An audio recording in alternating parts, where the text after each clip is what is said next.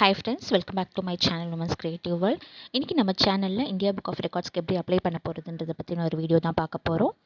So வாங்க வீடியோக்குள்ளே போகலாம். ஸோ ஃபஸ்ட்டு வந்து நான் கூகுளில் இந்தியா புக் ஆஃப் ரெக்கார்ட்ஸ்ன்னு சொல்லிட்டு நம்ம சர்ச் பண்ணிக்கணும். நம்ம சர்ச் பண்ணும்போது அந்த வெப்சைட்குள்ளே போகும்.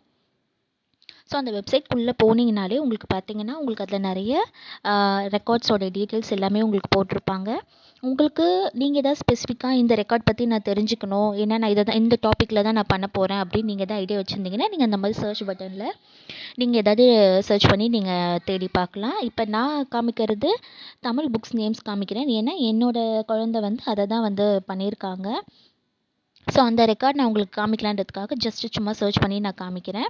ஸோ இப்போ பார்த்தீங்கன்னா சேட் பாக்ஸ்ன்னு சொல்லிட்டு உங்களுக்கு அதில் ஒரு ஆப்ஷன் வருது. உங்களுக்கு அப்பப்போ அந்த பாக்ஸ் வந்து பிளிங்க் ஆகிட்டே இருக்கும். ஸோ நீங்கள் அதில் போனீங்கன்னா கூட அந்த சேட் பாக்ஸ் உங்களுக்கு வாட்ஸ்அப் மூலியமாகவே உங்களுக்கு வந்து அவங்க ஹெல்ப் பண்ணுறாங்க. உங்களுக்கு ஏதாவது டவுட்ஸ் இருந்தாலும் அவங்க அதில் கிளியர் பண்ணுறாங்க.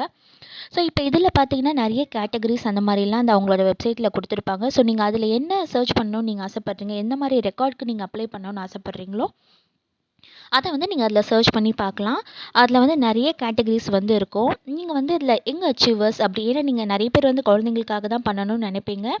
ஸோ அதில் யங் அச்சீவர்ஸ் அப்படின்னு நீங்கள் அந்த டாபிக் உள்ள போய் பார்த்தீங்கன்னா நிறைய குழந்தைங்க பண்ண ரெக்கார்ட்ஸ் எல்லாமே வந்து உங்களுக்கு அதில் ஷோ ஆகும். ஸோ நீங்கள் அதை பார்த்து கூட நீங்கள் வந்து டிசைட் பண்ணிக்கலாம் நீங்கள் என்ன பண்ண போகிறீங்க அப்படின்னு சொல்லிட்டு.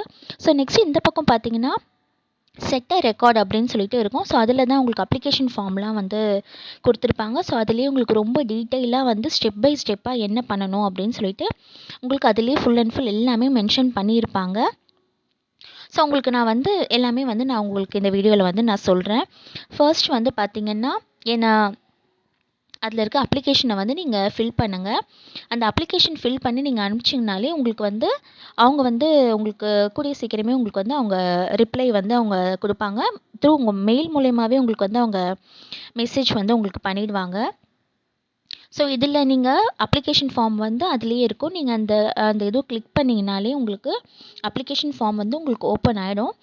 ஓப்பன் ஆனதுக்கப்புறம் நீங்கள் வந்து அந்த ஃபார்மை வந்து நீங்கள் ஃபில் பண்ண ஆரம்பிச்சிடுங்க.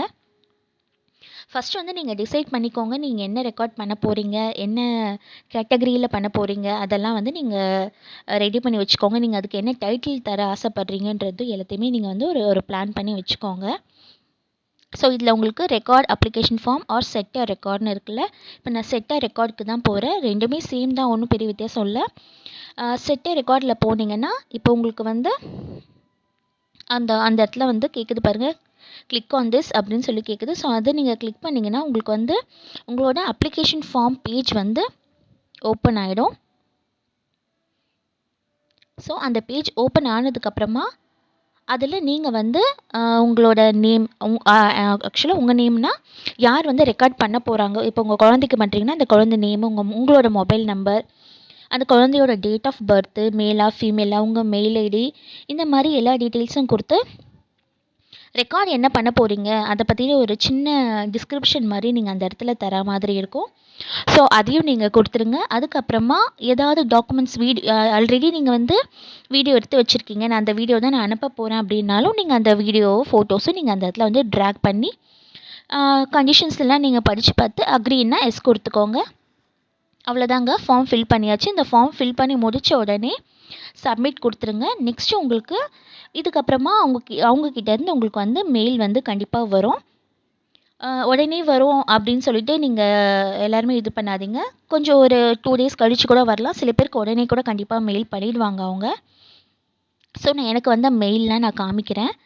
ஸோ இந்த மாதிரி ஜிமெயிலில் போய் பார்த்தீங்கன்னா ஃபஸ்ட்டு வந்து அவங்க வந்து உங்களோட அப்ளிகேஷன் ஃபார்ம் வந்து சக்ஸஸ்ஃபுல்லாக வந்து எங்களுக்கு வந்துருச்சு அப்படின்ற மாதிரி தான் உங்களுக்கு ஃபஸ்ட்டு அவங்களோட மெயில் ஐடி வந்து வரும்.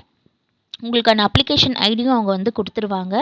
அதுக்கப்புறமா வந்து அந்த என்ன ரெக்கார்ட் நீங்கள் செட் பண்ண போகிறீங்க, அதுக்கு என்னென்ன டாக்குமெண்ட்ஸோ ஃபோட்டோஸ் ஆர் வீடியோஸ்லாம் உங்களுக்கு என்னென்ன தேவைப்படுதுன்றது அவங்க அந்த மெயிலே கொடுத்துருப்பாங்க. ஸோ நீங்கள் அதெல்லாம் வந்து அவங்களுக்கு இது பண்ணுற மாதிரி இருக்கும். நீங்கள் அதெல்லாம் அனுப்புனதுக்கப்புறமா உங்களுக்கு வந்து அது எல்லாமே அவங்களுக்கு ஓகேவாக இருக்குது, அந்த வீடியோஸ் எல்லாமே ஓகே, எல்லாமே கரெக்டாக இருக்குது அப்படின்னா அவங்க வந்து அதை வந்து செலக்ட் பண்ணிடுவாங்க. செலக்ட் பண்ணதுக்கப்புறமா உங்களுக்கு திரும்ப ஒரு மெயில் பண்ணுவாங்க. அந்த மெயிலில் வந்து அவங்க அந்த ரெக்கார்டுக்கு ஒரு டைட்டில் கொடுத்துருப்பாங்க. அந்த டைட்டில் உங்களுக்கு ஓகேன்னா நீங்கள் அதே வச்சுக்கலாம். இல்லை நான் எனக்கு இந்த மாதிரி டைட்டிலில் வேணும் அப்படின்னு நீங்கள் வேணும்னாலும் நீங்கள் அவங்களுக்கு ரெக்வஸ்ட் பண்ணால் அவங்க அதே மாதிரி இது பண்ணுவாங்க. அதுக்கப்புறமா அந்த சர்டிஃபிகேட்டுக்கு தேவையான டீட்டெயில்ஸ் எல்லாமே அவங்க கேட்டிருப்பாங்க. உங்கள் நேமு, என்ன சிட்டி, என்ன குழந்தைக்கு டேட் ஆஃப் பர்த்து, அது மாதிரி எல்லா உங்கள் குழந்தையோட ரீசெண்டாக எடுத்த ஃபோட்டோஸ் அந்த மாதிரி எல்லாமே கேட்பாங்க. அது எல்லாமே நீங்கள் சென்ட் பண்ணதுக்கப்புறமா அவங்க வந்து எவ்வளோ அமௌண்ட்டோ அந்த அமௌண்ட் வந்து கேட்பாங்க. எனக்கு வந்து 8,000 பே பண்ணேன். ப்ளஸ் வந்து ஜிஎஸ்டி டேக்ஸ் எல்லாமே சேர்த்து 9,440 வந்துச்சு. ஸோ இவ்வளோ அமௌண்ட் தான் வந்து நான் வந்து பே பண்ணேன். கண்டிப்பாக வந்து அமௌண்ட் பே பண்ணி தாங்க ஆகணும்.